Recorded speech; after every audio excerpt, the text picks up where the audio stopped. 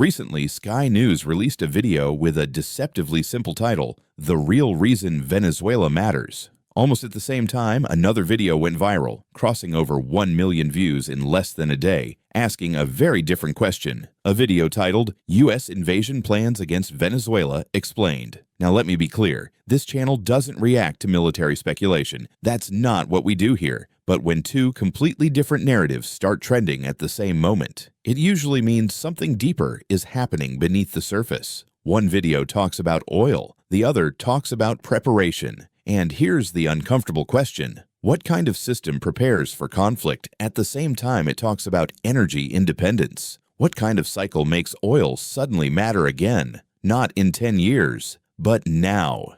And why does all of this seem to be accelerating as we move toward 2026?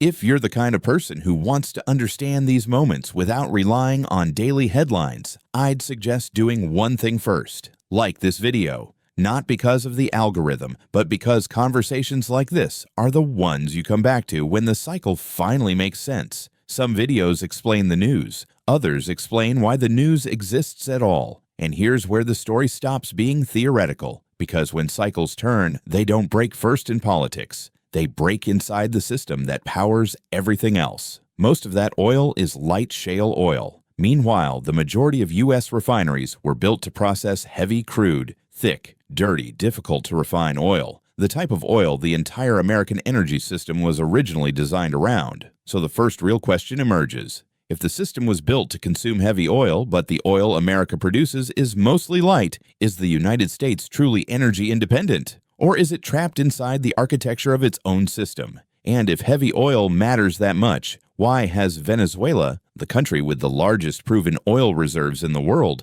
been under U.S. sanctions for years? If the U.S. truly needs heavy crude, why not import Venezuelan oil right now? Why lock Venezuela out? Why leave one of the largest pools of physical energy wealth buried underground? Hold those questions. Don't answer them yet, because this story is not about the present moment. Before we go any further, let me be very clear about one thing. This video is not really about Venezuela, and it's not really about oil. It's about timing. It's about how nations think in cycles, while most people think in headlines. And if you've ever wondered why countries with collapsing economies sometimes make decisions that look irrational, or why powerful nations delay obvious solutions even when the answer seems right in front of them, this video is for you. Because the uncomfortable truth is this: the most important decisions in history are never made when things feel obvious. They're made when things feel wrong. If you're watching this hoping for a clear villain, a simple political explanation, or a neat moral conclusion, you won't find it here. But if you want to understand how economic cycles quietly dictate who gains leverage, who loses power, and who is eventually forced back to the table, stay with me until the end. Because by the time this cycle becomes obvious, it will already be too late to act on it. And here's where this story suddenly becomes urgent. In just the last 24 hours, a new video has exploded past 1 million views, detailing what appears to be a rapid militarization of the Southern Caribbean. Reports point to the reactivation of Cold War-era infrastructure. Former U.S. naval facilities in Puerto Rico, long dormant, are being brought back online. Civilian airports in the U.S. Virgin Islands are reportedly being repurposed as logistics hubs. U.S. Coast Guard helicopters have been seen intercepting oil tankers leaving Venezuelan waters. Long-range bombers are on standby. Amphibious ships are positioned. Surveillance assets are circling. Now, pause. This is not about whether an invasion will happen. The more important question is this: why does all of this suddenly feel necessary right now? Because nations do not reactivate dormant infrastructure unless pressure has reached a breaking point. And pressure does not come from politics alone.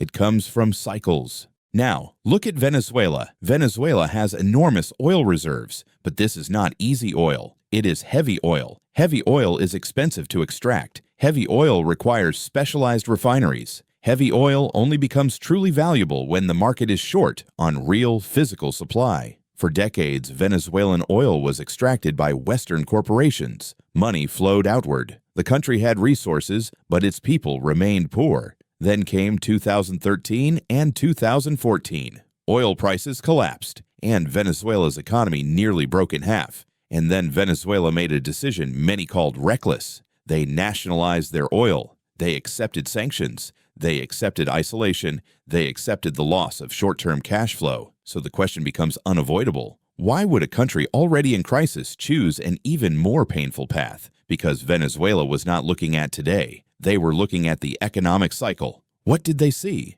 They saw global interest rates rise from near zero to the highest levels in more than 20 years. They saw a strong U.S. dollar in the short term, but at the cost of U.S. government debt surpassing $38 trillion. They saw central banks quietly shifting their language toward rate cuts, easing, stimulus. And Venezuela understood one simple historical rule. Every time the monetary cycle turns, commodities move first. So they chose to hold their oil. They chose to suffer early. They chose to step outside the current monetary system and wait for that system to be forced back toward physical reality. Did Venezuela suffer? Yes, severely. Oil production fell from over 2.5 million barrels per day to below 1 million for years. Government budgets collapsed. Living standards fell. Inflation surged. Social instability followed. But here is the deeper question. What did Venezuela lose? And what did they keep? They lost short-term cash flow, but they kept their physical asset intact. Now look at the United States. Did the U.S. see this coming? Yes.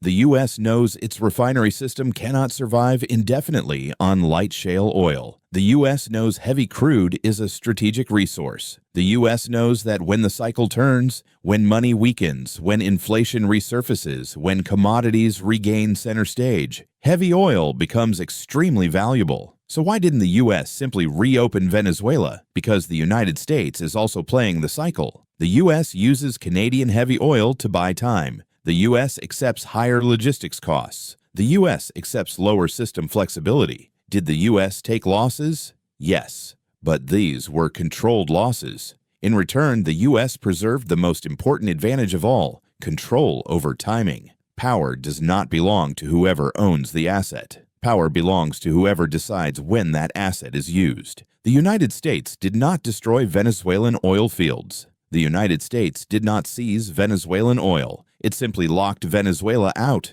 and waited to see who would break first, waited to see who could endure pain longer, waited for the cycle to force a concession.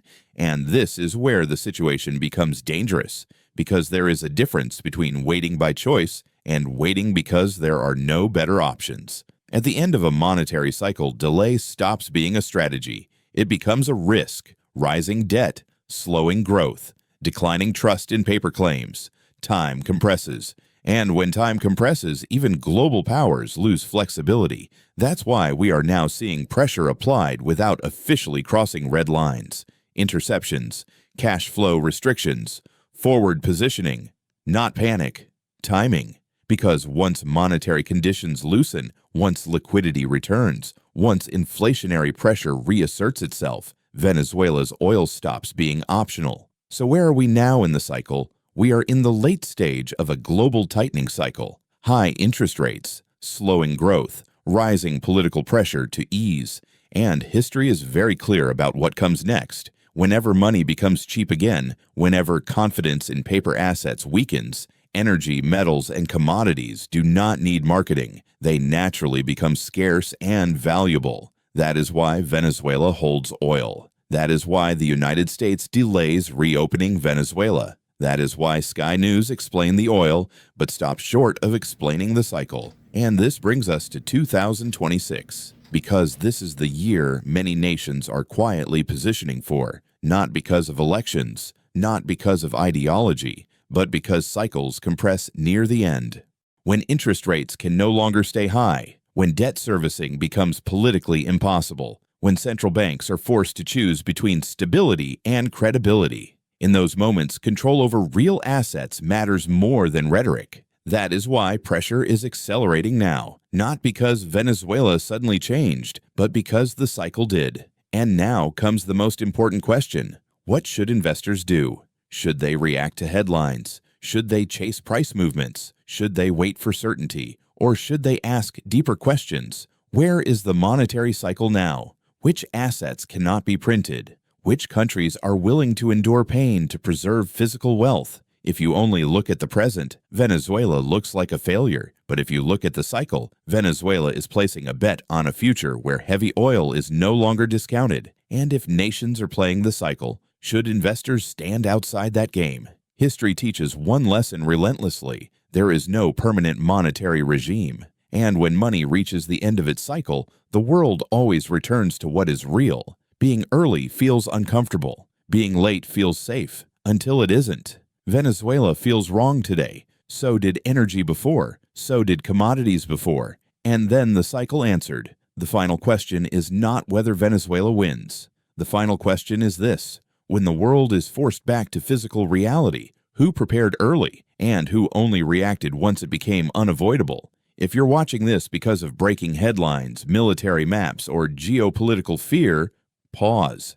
Those are symptoms, not causes. If you want to understand why pressure is building now, why dormant systems are being reactivated, and why 2026 is quietly becoming a focal point for global repositioning, follow Ascend Your Mind. Markets do not reward the fastest reactions. They reward those who understand the cycle before it becomes the headline. And in every economic cycle, those who prepared early speak the least, but leave with the most.